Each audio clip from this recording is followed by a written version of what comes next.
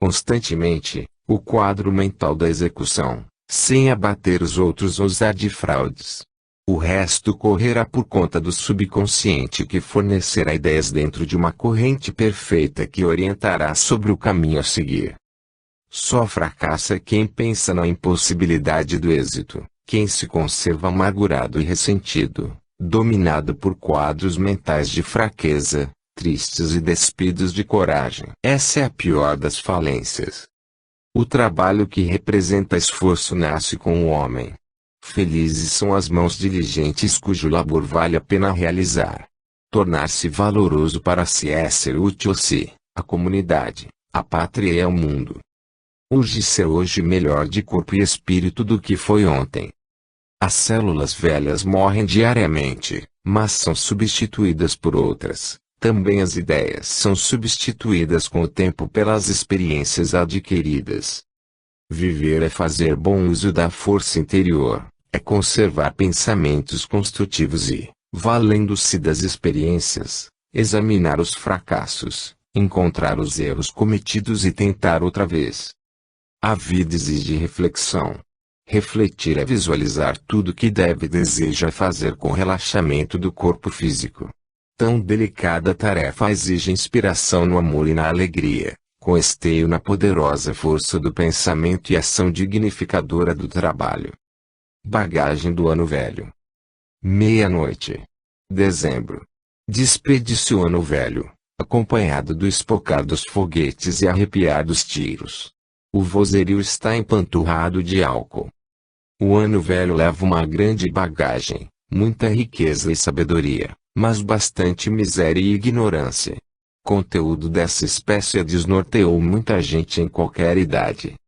Ruas, praças e clubes estão repletos, mas as casas, vazias, porque a gente moça não suporta mais os adultos ditos coroas que perderam o jeito de educá-la. Em alguns apartamentos se encontram pequenos grupos de vizinhos que, para abafar a solidão, se reúnem e, ao som de rádio ou vitrola, dão alguns passos, estremecem o corpo e cantam no meio da sala. Mas a crendice inunda as praias que estão repletas de gente de todas as classes, atirando ao mar flores, dinheiro e joias. Os filhos desertam de casa porque sentem, sem o saber, a nostalgia resultante do conflito conjugal dos pais. Desaprendeu o casal a estimular-se mutuamente para reunir ao clima de intimidade a prática do comunitarismo. Família e sociedade se desagregam porque o mal de que todos se contaminam é o mesmo, anemia espiritual. A casa paterna continua a ser imagem influente na alma humana, quer seja barraco, apartamento ou palácio. Mas não basta no meio ambiente do lar a consonância afetiva. Há necessidade de ascensão e prestígio que marcam relações normais de atitude e comportamento. Nunca o mundo precisou tanto de educação da consciência. Educando é que o homem se abre ampla e sadiamente aos problemas do amor. Amor é mola do mundo, não pode viver de sonhos, mas de criação, vida sadia, atividade equilibrada. Realização de um trabalho que se ama, capaz de afastar muitas tentações. O mundo será feliz quando houver aperfeiçoamento individual, solidariedade humana. Só desaparecerão conflitos de ideais e lealdade, quando se reformularem pais e professores. Os jovens estão precisando de vigilância por serem imaturos, fazem julgamentos errôneos, anseiam por uma completa liberdade em que se inclui a afetiva e a moral. Idealizam uma vida desligada dos laços familiares e o mal livre de receios e sanções. Formam bandos perigosos porque nada criam. Falta-lhes compreensão porque respeito e disciplina se subordinam a exigências. Os adultos criticam a mocidade para não serem julgados por ela. A marca da juventude é o testemunho da vida que levam os adultos. O controle da juventude não está pedindo uma eliminação, mas uma ajuda para respeitar o que é inaceitável. Não está no impedimento do exercício da liberdade, nem na autoridade que conduz à tirania dos impulsos, mas no estímulo à autonomia e à prática de arcar com as responsabilidades, no auxílio para conquistar, em todos os planos, maturidade. E, por tudo isso, a bagagem se tornou tão pesada, que o ano velho resolveu oferecê-la ao ano novo por ser mais forte.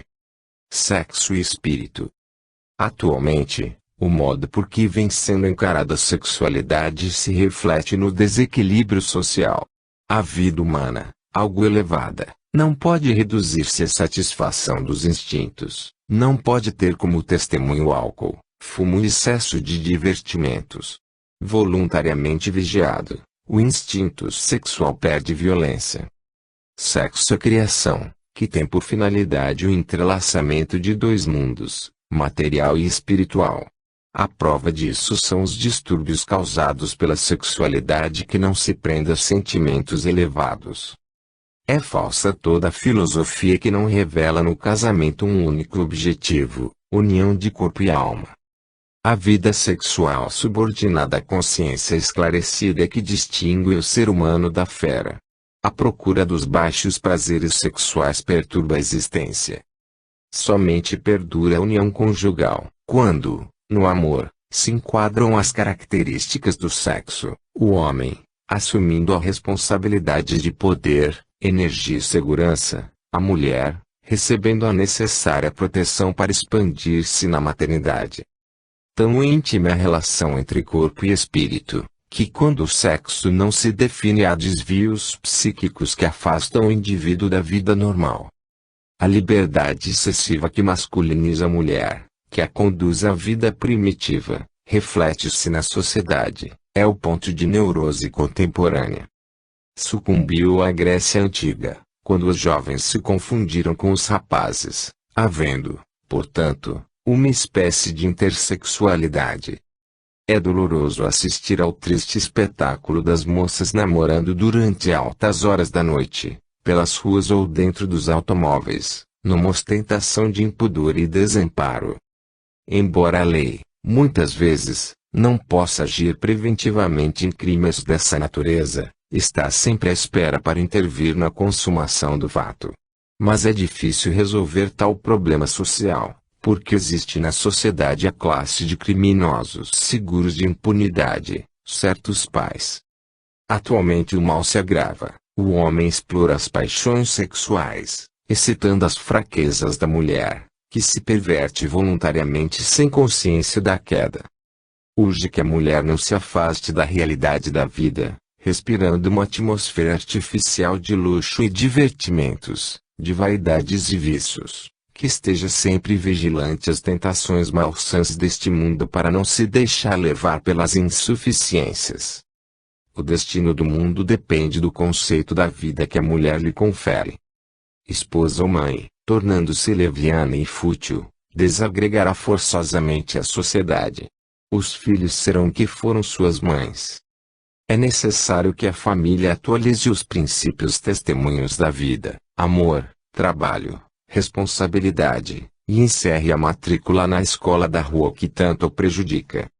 Uma aptidão, um temperamento são transmitidos, os filhos recebem dos ascendentes herança material, moral e fisiológica. A hereditariedade é capaz de transmitir ao filho, sem distinção de sexo, taras e privilégios com os quais o herdeiro se prejudica ou se beneficia. Para isso possui livre-arbítrio e vontade. A inclusão de características femininas no homem, e vice-versa, depende da hereditariedade, dos erros de educação, da influência do meio social e profissional.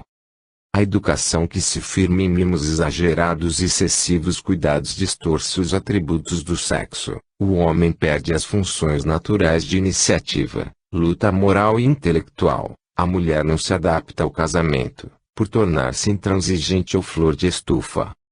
Uma filha, ao herdar a energia do pai, pode masculinizar-se ou utilizá-la na boa direção da família, unindo ao grande poder intuitivo que lhe é inato. Importa, desde cedo, estabelecer relações normais entre meninos e meninas, pois separar rigidamente os sexos é tão prejudicial quanto lhes dar educações idênticas numa completa promiscuidade. As relações entre os sexos têm que conservar o equilíbrio de sempre. Embora a vida humana encerre uma série de transformações, Há muita coisa que deve ser perene. Pretender masculinizar a mulher e efeminar o homem e avisar seres assexuados. O que se impõe é agir no sentido de valorizar as qualidades de cada sexo, corrigir as insuficiências e desvios num salutar convívio que compense e equilibre. O homem e a mulher, sendo dois elementos opostos, se completam numa unidade. Numa civilização mecânica, somente com uma vida equilibrada que esta geração encontrará meios de lutar contra um dos maiores defeitos da época, o nervosismo. Os defeitos, por revelarem má adaptação ao mundo exterior, podem ser removidos. O homem criou, com o desenvolvimento acelerado da ciência e da técnica, dificuldades à própria existência. Está preso aos encargos materiais dos quais conseguirá libertar-se à medida que compreender as necessidades do espírito. De nada valerão férias e horas de descanso numa vida agitada, cujo ritmo é a velocidade. A sociedade moderna devora de tal modo que deixa a criatura privada da vida interior. As horas de folga são horas de afastamento do lar.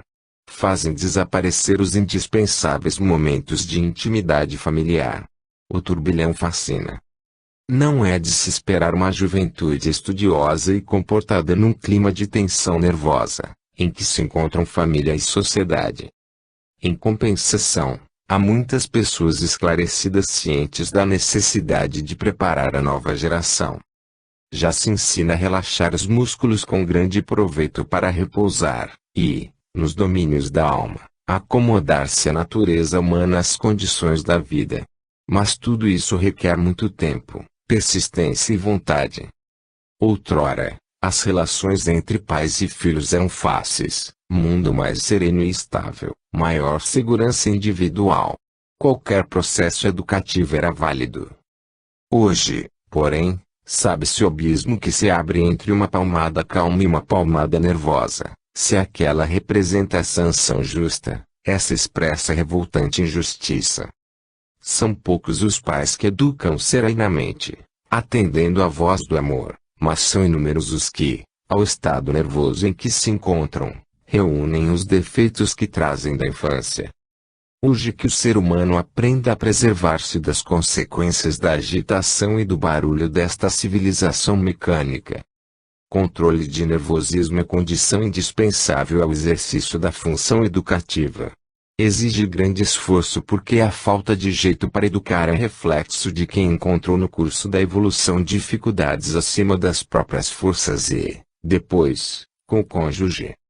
Educar nos tempos que correm é a tarefa tão importante quanto difícil. Exige serenidade e reflexão raramente conquistadas pelos pais no estado de nervos em que frequentemente se encontram. Embora o nervosismo da época decorra desta civilização, há meios de atenuá-los sem dispêndio cansativo de esforço. Importa que se reserve do tempo destinado ao trabalho e às distrações o que se deve às crianças. A presença dos pais é condição essencial para que se processe o desenvolvimento harmonioso dos filhos. No exagero é que está o prejuízo, nem menosprezar a prole em proveito de futilidades, nem deixar de permitir-se o mínimo de desencanto tão útil a todos, nem dominar-se pelas emoções de raiva ou amargura, nem controlar-se a tal ponto de perder espontaneidade e prestígio. Artificialmente calmos são os pais que, guardando dentro de si um vulcão em atividade, vivem angustiados e mudos, gastando energia inútil excessivamente. Esquecem-se de que os filhos são antenas de intuição e, contagiados da amargura paterna, reagem de um modo incompreensível para os adultos não esclarecidos. Ficam instáveis, mal-humorados, indóceis, ansiosos pela explosão. Educação é trabalho espiritual. Para realizá-lo com eficiência é preciso refletir sobre o modo de executá-lo, sabendo interromper-se quando houver cansaço a fim de conseguir novas forças e munir-se de bom humor. Pais impulsivos e coléricos são prejudiciais, assim aos que os cercam. Formam, inconscientemente, um ambiente de insegurança porque são temidos pelos filhos e pelo cônjuge.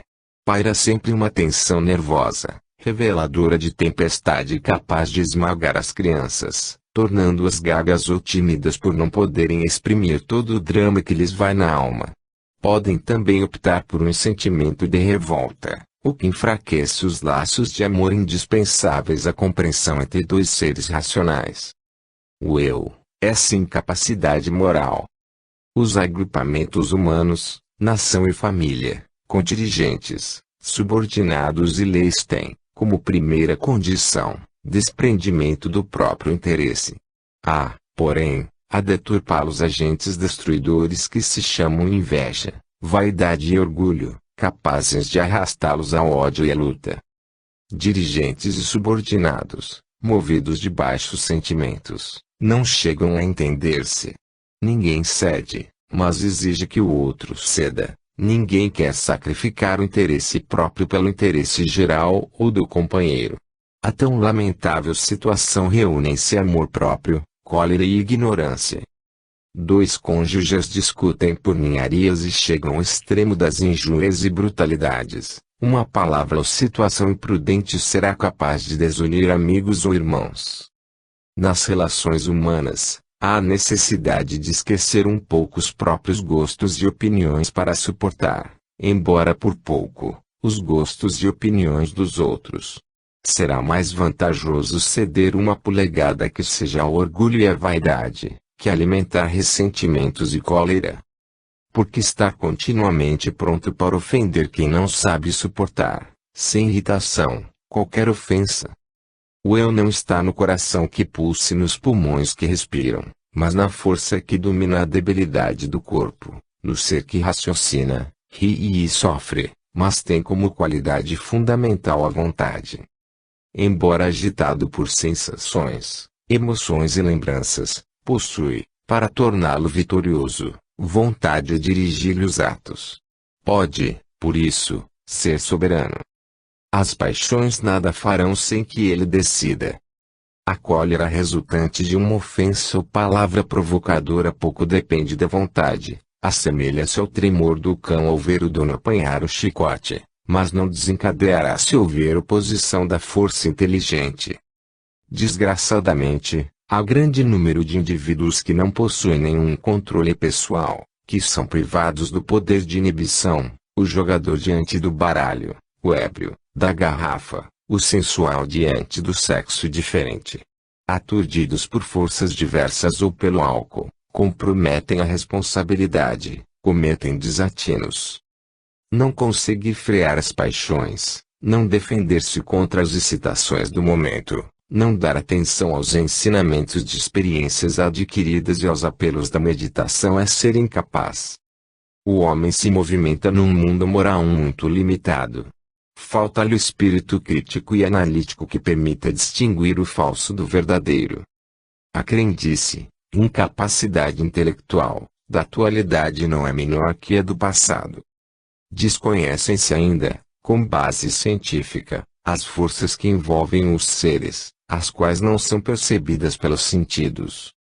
O homem é o universo em miniatura, a imagem deste mundo e de outros, mas todos envolvidos por variadas forças. Não deve, portanto, permanecer parado, mas procurar sempre pesquisar, começando por aquilo mais abordável e urgente, felicidade em lugar de desespero, força alegre em lugar de fraqueza lamentada. Existe uma cadeia tão cerrada unindo seres da mesma espécie, que um elo representa a todos. É claro que o conhecimento dos recônditos de uma alma humana será suficiente para conhecer todos. A vida, essa sequência de irreparáveis adeuses, não deve ser aceita com lamentações. O contentamento resultante de uma atividade útil é recurso para sufocar a saudade.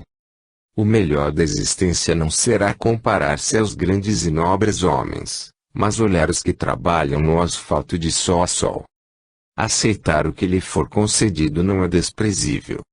Lamentavelmente, a capacidade humana se revela na degradação, satisfação no uso de drogas entorpecentes, no abuso do álcool e da orgia, na submissão à preguiça, instrumento ativo da miséria. Que lastimável situação a do eu que, para encobrir vícios e alimentar paixões, imagina admiráveis argumentos. Ao invés do esperado, revela apenas a mente dominada por forças adversas. Pobre eu! Tendo a seu serviço palavra, corpo, mãos e pés, não tem coragem de dirigi-los. Leitor desconhecido, por pequeno que seja teu eu, poderás elevá-lo voluntariamente, impondo silêncio à voz da animalidade e da inveja, das ambições e vaidades. Palavras às mães. A vocês, mães, que em maio recebem delicadas manifestações de afeto, são dirigidas estas palavras. Não representam conselhos, mas uma dádiva de tudo que estudei, observei e procurei compreender. Maternidade é a tarefa difícil que exige calma, otimismo e dinamismo. Perturbação afetiva do pai e da mãe tem muita influência no comportamento dos filhos.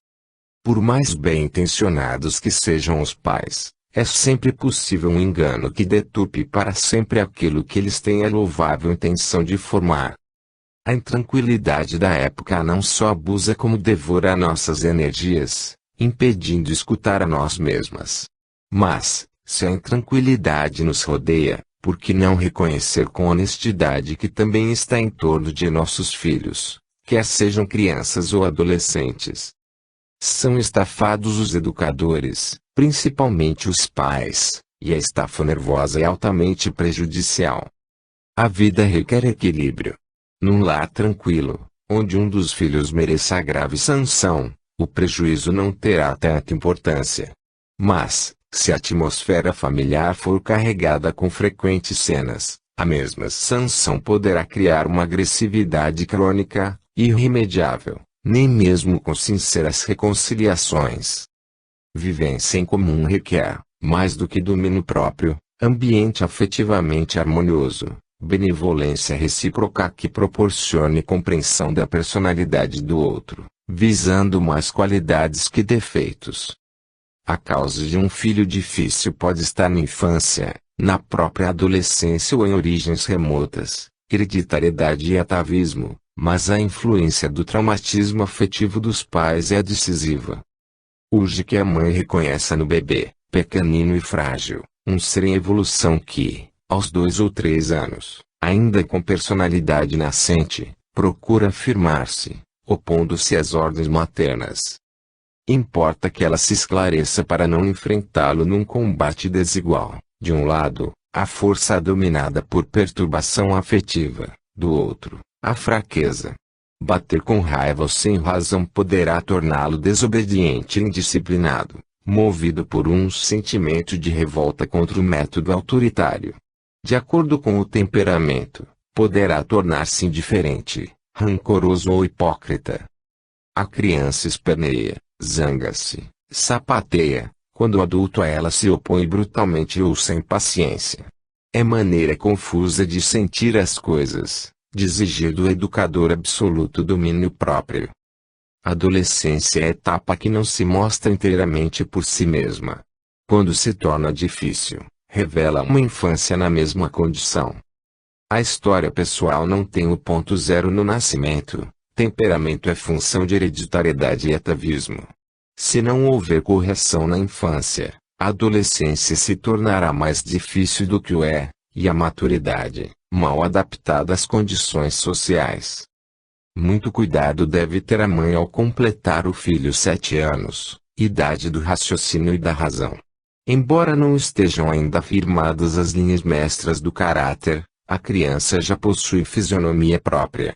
Poderá ser castigada, desde que compreenda a razão do castigo. A inabilidade dos pais resulta, quase sempre, da falta de controle pessoal. Ao invés de a mãe deixar-se dominar pelos nervos por estar exausta, será muito produtivo munir-se de bom senso para sentir que o filho também pode conservar-se no mesmo estado. Atitudes irritadas, violência, impaciência, raiva revoltam, humilham, criam antipatia. Aos 12 anos a criança revela uma espécie de parada fisiológica à espera da puberdade. Reúne e mobiliza força, reveste-se de certa docilidade à educação. Mas agindo mal, O educador só poderá corrigi-la com tato, comedimento e paciência. Pais nervosos formam crianças nervosas. A falta de equilíbrio os impede de se aprofundarem para verificar que eles mesmos provocam o comportamento defeituoso nos filhos. Educar-se é a mais produtiva das experiências. Os adolescentes são difíceis porque aos 2 ou 3 anos assim os deixaram ficar e, mais tarde, não souberam respeitar-lhes a latência dos 12 anos. É comum a crise juvenil, consiste num fenômeno de integração e desintegração. Diante de uma espécie de vazio, o adolescente procura e inventa outras razões de vida de que resultarão confusão e desequilíbrio se não for educado. Mudança de civilização. Nova atitude mental, industrialização e democracia, 3 profundas tendências da vida moderna, exigem uma educação adequada. O homem, compreendendo que possui o poder de pensar e provar pela experiência que o pensamento está certo, ganha mais confiança em si nos próprios recursos. Até mesmo as mentalidades medíocres aceitam as mudanças das instituições por serem feitas pelo homem e para o homem, visando o progresso. Evidencia-se o declínio do autoritarismo no problema educacional. Mas importa que não se confunda autoritarismo com autoridade. Aquele representa imposição de submissão e esta, conduta individual, aceita como necessária. Autoridade é força que parte das qualidades do espírito, enquanto autoritarismo é superficial. O abandono dessas duas forças pela confusão estabelecida redundou no caos em que se encontra o mundo. Somente sob a direção de chefes sensatos, o futuro apresentará uma vida social moral mais feliz, de costumes mais puros. Se a vida moderna acarreta tantas exigências, em compensação oferece múltiplos apelos aos quais não tem havido resposta satisfatória. Diante de um progresso cultural tão desigual, há necessidade de um impulso moral social eficazmente compreendido, de uma vida com vários interesses para enriquecer e proporcionar satisfações íntimas. Interesse único limite e asfixia. A mentalidade moral do homem não parece estar à altura da situação. Uma coerente visão de conjunto reguladora da moda e comportamento estacionou. A vida familiar não se adaptou satisfatoriamente às condições do meio ambiente. Se alguns fatores, como melhoria de iluminação, meios de transporte e serviço de esgoto são favoráveis, o sistema de apartamento das cidades concorre para maus efeitos no lar. O velho sistema da divisão da humanidade alimentada de ambições e ódio não interessa à geração que nasce, diante de um mundo em processo de integração. Da industrialização resultou a integração social. Outrora, a família era o agente industrial completado nas cidades. O aparecimento da máquina operou mudanças fundamentais. Hoje, a matéria-prima vinda de longe ou de perto, a divisão do trabalho tornando o homem mais dependente concorrem para a crescente interdependência mundial. Junte-se a isto o aspecto intelectual resultante dos meios de comunicação, rádio e televisão, notadamente, favorecendo a disseminação de ideias.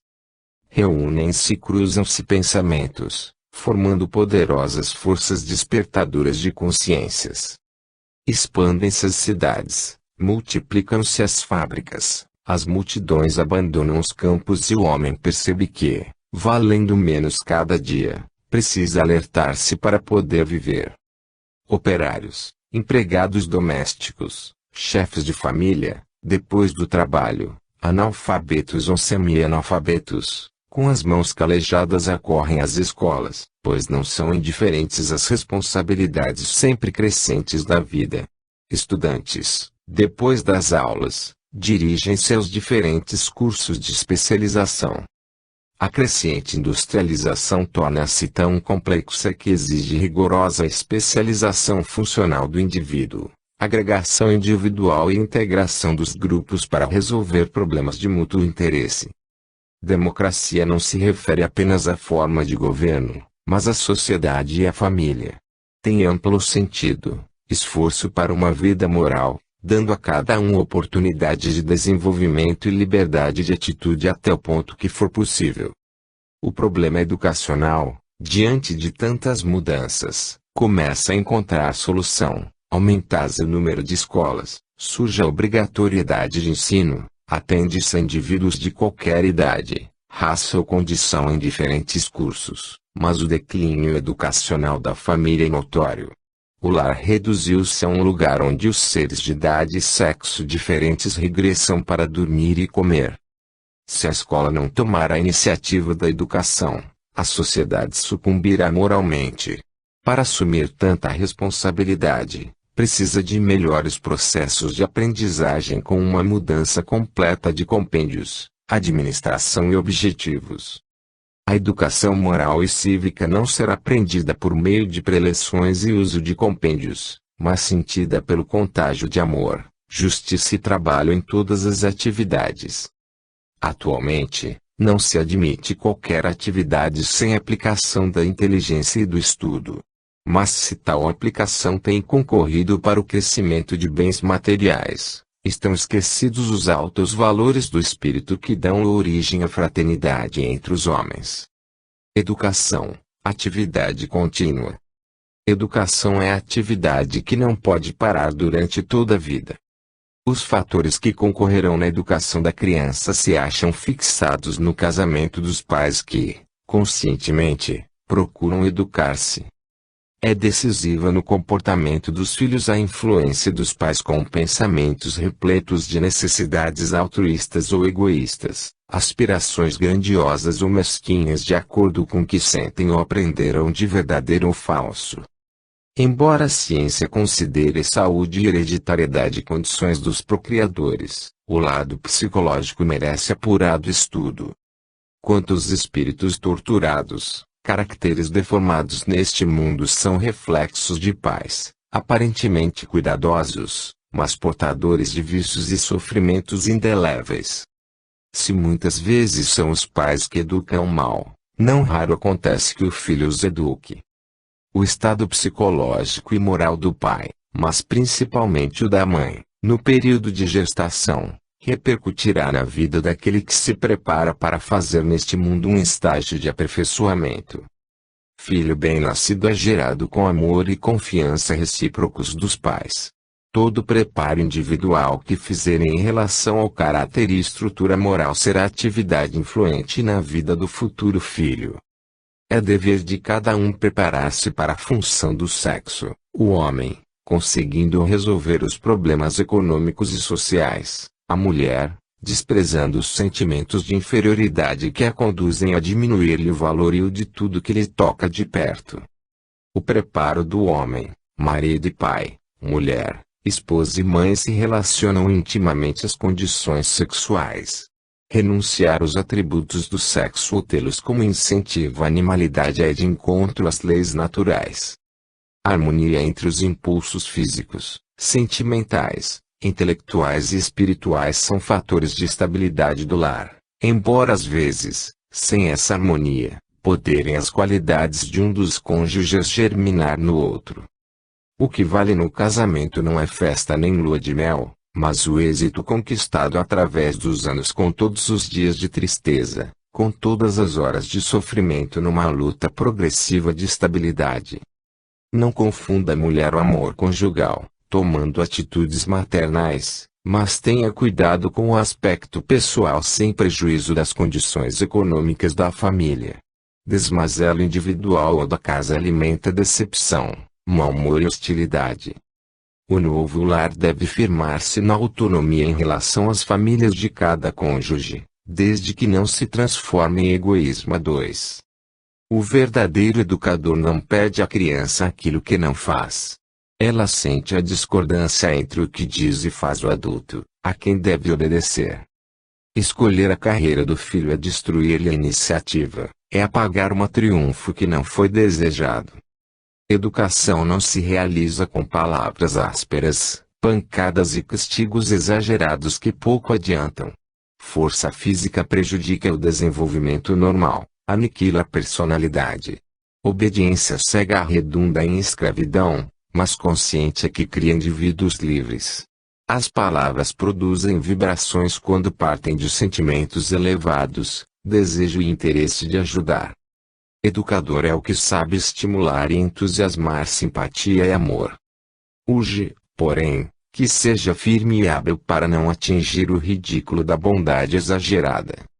Educação tem único objetivo: fazer da criança um ser independente, capaz de querer aquilo que pode e poder aquilo que quer, pura educação da vontade. Mas isso não significa que se deixe a criança fazer o que bem entende em casa, na rua ou escola. Educar é ensinar alguém a submeter-se à autoridade e integrar-se à comunidade, sem coação. Por ignorarem que as dificuldades encontradas para educar os filhos dependem deles é que os pais lhes atribuem todos os defeitos. Fazer um pai compreender que é agressivo com os filhos por ter sido outrora humilhado e castigado injustamente é tarefa tão difícil quanto útil. Lição de alto valor. Querida, acabo de receber, pelo correio, sua carta. Ao lê-la, notei que, intranquila como está, não consegue a paz interior tão necessária ao espírito, a qual tem que partir de você mesma. O espírito precisa de tranquilidade para satisfazer as inúmeras atribuições que lhe são conferidas: dignidade pessoal, constituição de família, subsistência do corpo. A vida, minha amiga, é a melhor mestra, de cujas lições, sempre proveitosas, a de mais alto valor se refere à importância do pensamento. Viver é envolver-se num encadeamento de fatos determinados por leis naturais. Somente por meio do pensamento é que se consegue desvencilhar-se deles. A pessoa é o que pensa e recebe o que merece. O que atrapalha, porém, o ser humano, por vaidade ou ignorância, é fazer um julgamento errado de si mesmo. Não tenha a menor dúvida a respeito do que passo a revelar-lhe. Se você pensar em coisas que causam medo e doenças, será medrosa e não gozará saúde. Se for dominada por sentimento de autopiedade, dificilmente conquistará simpatias. É feliz quem tem pensamentos felizes. Poderio e riqueza, se dão alegria, acarretam também sérios problemas. A vida de Napoleão é um exemplo: rico, poderoso e coberto de vitórias. Num momento de desafogo, em Santa Helena, confessou não ter tido em toda a sua vida 6 dias de felicidade. Atitude mental exerce poderosas influências sobre o corpo e o espírito. Os ditos milagres que surgem de quando em quando são consequências de uma decidida vontade impulsionada pela força do pensamento. Não são as situações exteriores que causam sofrimento, mas o que se pensa a respeito delas. Não se deixe dominar pelas emoções. Procure raciocinar para que a razão não se torne insensível. Todo erro resulta da falta de equilíbrio mental. Higienize tanto o corpo como a alma. Desânimo enfraquece o espírito de cuja energia depende a vitalidade do corpo. Problemas, minha querida, são próprios da vida. Não há quem não os possua. Tente resolvê-los com calma, raciocinando, mas sem queixumes impregnados de amargura. Tenha coragem de não esperar que as situações se acomodem aos seus desejos. Você é que se deve adaptar a elas com resoluções acertadas, não esperando gratidão, mas procurando praticá-las, não guardando ninharias num montão de aborrecimentos, mas buscando ocupações que lhes sejam agradáveis. Amor não se pede, dá-se. Você me disse na carta que está passando bem, mas sinto nessas palavras uma expressão de tristeza, um olhar embaciado pelo sofrimento. Experimente agir como se tudo estivesse correndo normalmente. Bem sei que o começo será muito difícil, mas se você for compreendendo que tristeza e desânimo contagiam os que lhe são caros, sentirá realmente necessidade de não desanimar. E tudo se acomodará certamente. Tão predominante é a ação do pensamento, que o próprio doente é capaz de melhorar as condições do corpo. Felicidade é bem-estar, é coisa que vem de dentro. Baseia-se na estabilidade emocional para suportar os embates de cada dia, no esquecimento das amarguras passadas, na valentia de não temer o que possa acontecer no futuro. Cuidar do corpo não o desperdiçando, mas alimentando-o racionalmente, a condição indispensável a uma longa vida saudável. Ser franco nos julgamentos e não dar importância crítica destrutiva são meios de encontrar tranquilidade. Esta carta contém o melhor que possuo para oferecer-lhe, a lição de mais alto valor que me deu a vida. Uma integração benéfica. São tantas as transformações da época em que se vive, que sugerem a esperança de um mundo melhor, onde se respire bem-estar e paz social. Mas a civilização industrial, esquecendo a grandeza da generosidade humana, atingiu a família, distanciou as gerações. A vida das pessoas que passam dos 40 anos tornou-se tão diferente quanto a dos jovens que facilmente se adaptaram à do grupo. Subtraindo-se a convivência familiar, a sociedade tomou um aspecto sombrio porque os jovens ficaram submissos. O lar mudou-se da casa particular com jardim, quintal e luz para o apartamento cujos edifícios são verdadeiras colmeias. Surgiu o grupo, clã, e com tanta influência, que conseguiu apagar ou enfraquecer a individualidade. Hoje, ele que impõe preferências, hábitos e moda, aproveitando-se da propaganda. Completamente dominados, os jovens tornam-se incapazes de manifestar abertamente os sentimentos. São como diamantes brutos, sem lapidação. Tal situação não permanece somente no ambiente familiar, espalha-se, aumenta, atingindo a vida funcional. Sente-se nas palavras e nos gestos da mocidade o desejo sem lógica de impor aos mais idosos um silêncio que lhe proporcione toda a liberdade ou ceda-lhe o lugar. O dinheiro é o agente deformador que afasta os que passam dos 35 anos aproximadamente das empresas e serviços públicos. Longevidade, atualmente, é fator de desempregos. O afastamento dos membros do lar onde cada um passa o menor número de horas, ocupando-se com seus problemas, é índice de falta de personalidade. Os mais velhos só têm um dilema: concordar com a situação ou ficar abandonados a si mesmos. Renunciando em benefício das crianças e dos adolescentes, induzem-nos a fazer tudo por conta própria, o que é um perigo. A solidariedade das gerações tem que permanecer porque uma completa a outra. Os jovens precisam da maturidade e experiência dos mais idosos para se orientarem. Embora convivências diferentes, as gerações não devem ser contraditórias. O lar, apesar de ter deixado de ser o lugar repousante, cedendo parte de suas funções ao clã, a família continuará espiritualizada e moderada desde que compreenda que as gerações têm o compromisso de se integrarem. Filhos não vêm ao mundo para hostilizar os pais, nem os netos, os avós, mas para se amarem, entenderem-se, vivendo e trabalhando juntos e felizes. Só entram em conflito quando não compreendem que o envelhecimento como uma fase da vida não deve ser menosprezado. Sentimentos não dependem de idade, mas do grau de espiritualidade. Por ser partícula de Deus, o grande foco, o indivíduo possui espírito, que é a luz a guiá-lo no processo de esclarecimento, poder e aperfeiçoamento.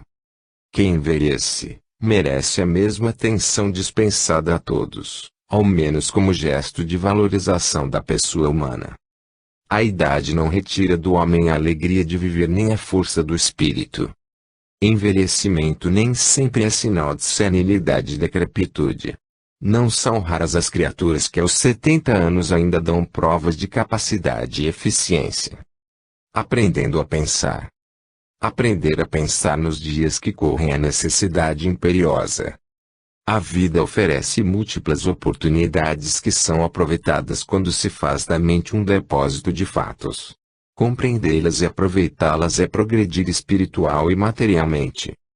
O valor pessoal não está na linhagem, raça, medidas do corpo ou nos diplomas escolares, mas na grandeza dos pensamentos. A humanidade anda esquecida de que o ser humano, superior aos irracionais, tem faculdades mentais a serem desenvolvidas. Foge-lhe o equilíbrio mental, a consciência de si mesmo, o poder do raciocínio, a capacidade de percepção. São atributos espirituais, sem os quais não há vida bem vivida. Paira uma indignidade moral, fruto da indignidade mental.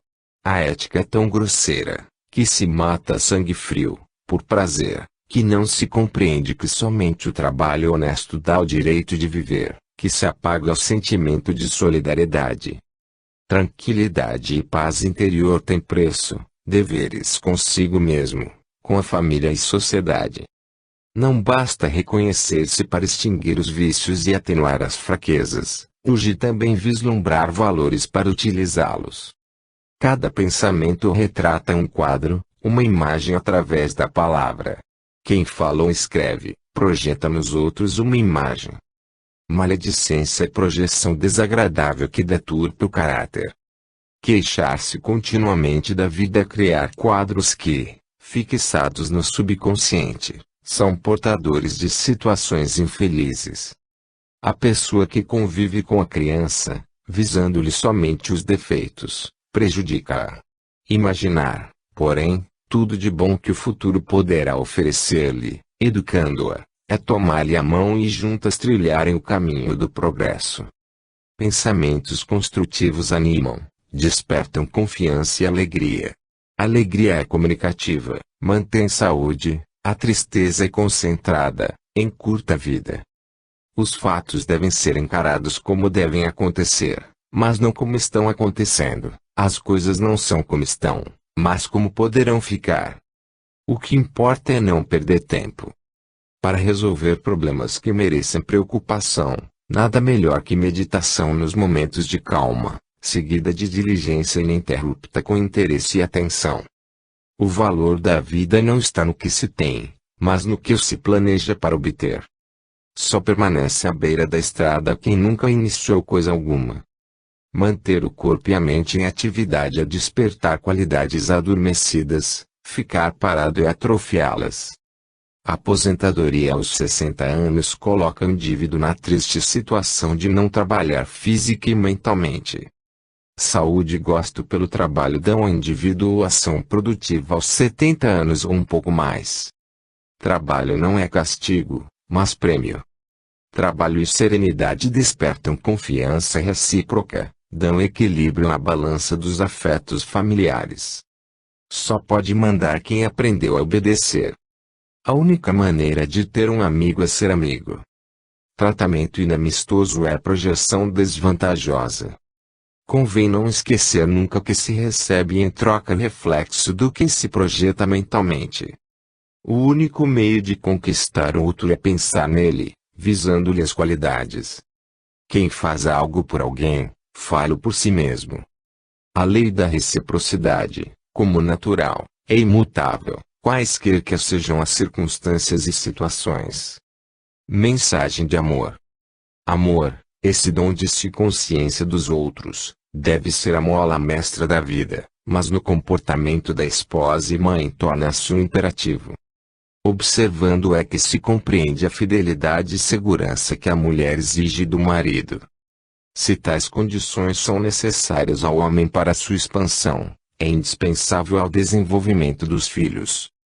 Tanta importância tem o amor no casamento, que a mulher só pode ser totalmente mãe, se for uma esposa feliz.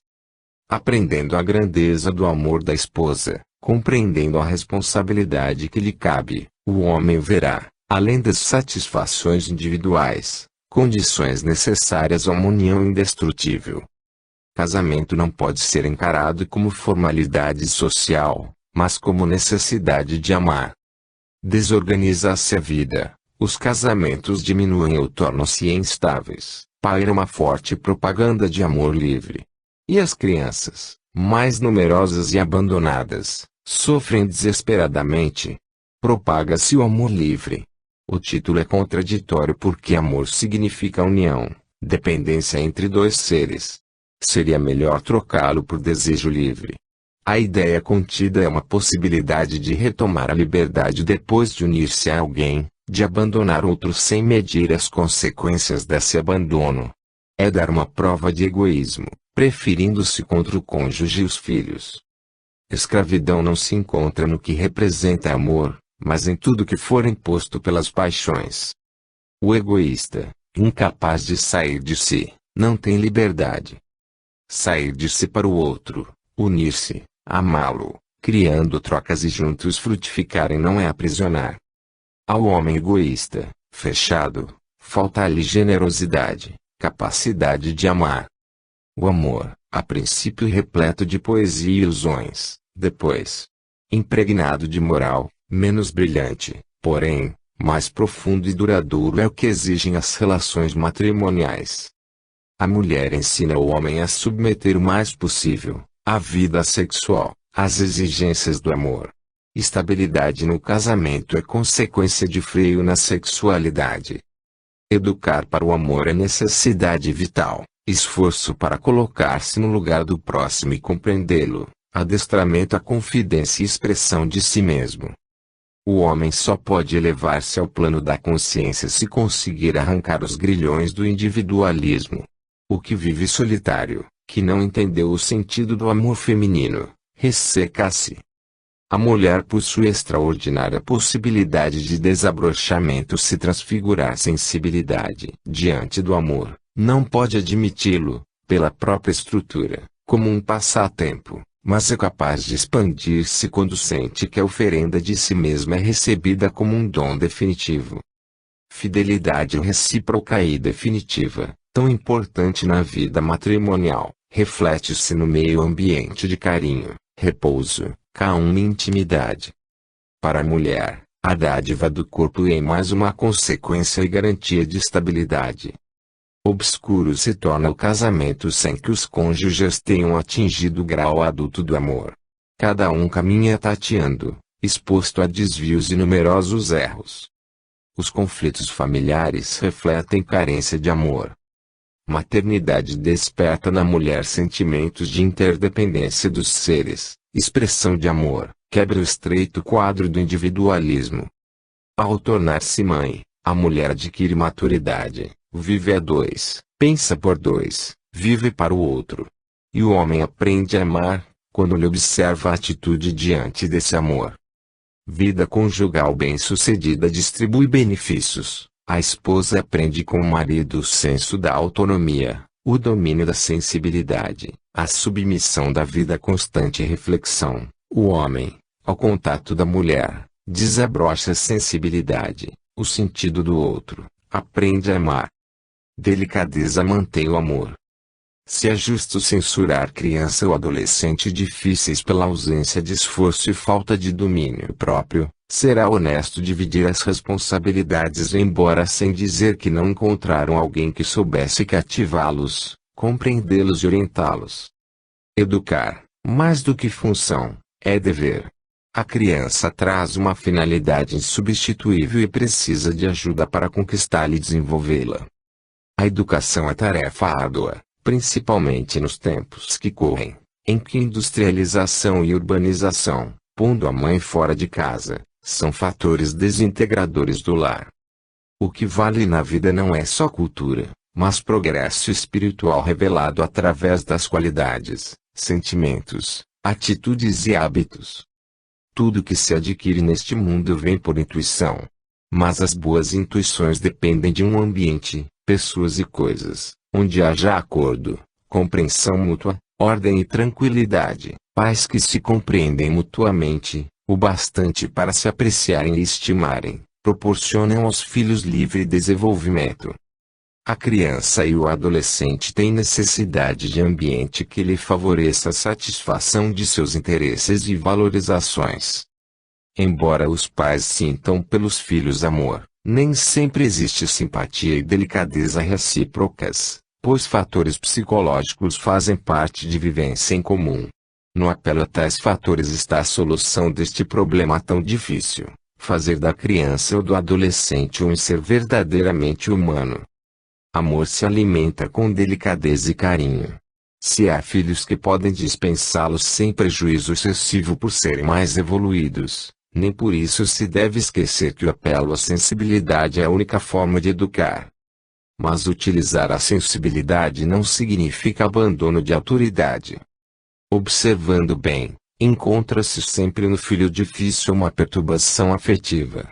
Recíproca atitude agressiva dos pais, violência, raiva, vingança, teimosia, provoca a criança reincidente no erro. Tornar-se afetivo para compreender os filhos não é demonstração de fraqueza, mas conquista de ascendência e estima. Quanto menos agressiva e depressiva for a maneira de agir dos pais e parentes, menor também o será da criança ou do adolescente. É bom que os pais compreendam que seus desentendimentos recíprocos perturbam o desenvolvimento dos filhos que, mais tarde, talvez, não cheguem a compreender a razão de suas fraquezas e defeitos tão prejudiciais ao progresso material e moral. Nada mais contraditório que ver na deformação individual o efeito sem pesquisar a causa. Julgar os filhos responsáveis por todas as falhas é um erro. O que a criança tem de inato relaciona-se com o que fizerem delas influências exteriores. Por mais equilibrado que seja o filho, não poderá crescer, progredir e transformar-se harmoniosamente num meio onde não haja harmonia. A agressividade da criança pode estar nas necessidades psicológicas, nas reações do caráter ou na autêntica personalidade, mas a educação não tem outra finalidade que não seja prevenir e curar o erro. O princípio preventivo consiste em evitar que a criança ou adolescente fique difícil ou mais difícil do que é, proporcionando-lhe mútuo entendimento, apelando à sensibilidade para ela sentir que é estimada. Se os resultados não forem muito satisfatórios, o único meio é de estender o meio ambiente para torná-lo mais acessível e tonificante. Meio tonificante não significa conforto material nem satisfação de todas as vontades. As provas duras enrijam o caráter, afinam a sensibilidade. Clima tonificante é o que proporciona experiências que despertem aceitação de ordem e disciplina para uma vida mais fácil, que incute a noção de direitos e deveres, do esforço como agente de utilidade. Não faltam na família oportunidades para educar pela responsabilidade na obtenção da autonomia, para combater a agressividade pelo cultivo da delicadeza para a conservação do amor. Abasteça-se para escolher. O andamento da vida moderna se modifica com tal rapidez, que o indivíduo tem que preparar-se para enfrentá-lo, aprendendo a viver. Não será esta época de confusão e temores um aviso ao homem de que ele pode conquistar o mundo, mas não deve perder a alma. Hoje, viver é criar forças para suportar o volume de angústias que envolve o mundo, é enfrentar corajosamente a dominante brutalidade de sentimentos. A humanidade anda aflita por não encontrar segurança. Desaparecem os padrões de comportamento, aos quais está sujeito cada grupo social. Os membros da família agem a seu bel prazer, não atendendo ao que a sociedade deles espera. Tradição e opinião pública, agentes de controle, estão sumindo. O homem, embora moderno, não pode fugir à sua perfeição original, deve, portanto, ser ensinado e conduzido. Real valor terá toda a contribuição individual para ensiná-lo e conduzi-lo, embora seja uma migalha, diante da grandiosidade do universo. Amparado ou não pela religião, filosofia e psicologia, tem que aprender que a vida não consiste apenas em comer, dormir e procurar divertimentos. O desenvolvimento crescente da técnica nos últimos tempos vem sendo tal, que ainda não encontrou entrosamento nos grupos sociais. A sociedade não está preparada para recebê-lo, e daí surgem as crises. Desenvolvimento técnico deve gerar progresso social, mas não crises. A vida humana tem valor inestimável. Quem deseja aproveitá-la, tem que aprender a verdade, lutar consigo mesmo para ajudar a força criadora que o acompanha a realizar o que deve fazer. Para tanto, impõe-se abandono de sentimentos limitados que induzem a imaginar que alguma coisa é impossível, que arrastam submissão aos erros cometidos. O espírito, essa força criadora que nos ilumina, perturba-se num ambiente de ódio, vingança e libertinagem. O bem atrai o bem, como o mal atrai o mal. Essa é a lei natural.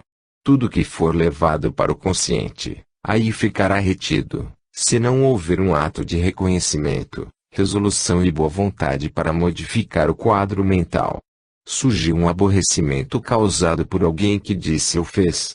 Importa não guardar tal lembrança cujo efeito será